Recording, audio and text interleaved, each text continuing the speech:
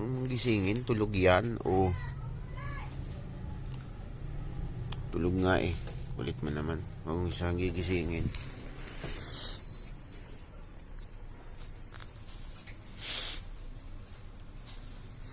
Sabi huwag mong gisingin eh. Tulog yan eh.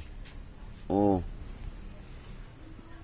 Ay, gising yan. Ayaw tumaas eh. Ayun, tulog.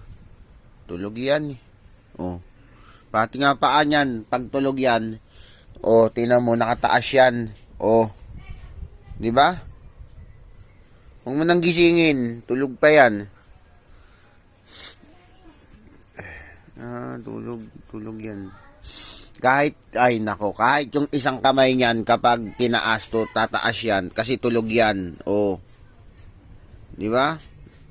Yan mo na, tulog yan eh, ginugulo nyo.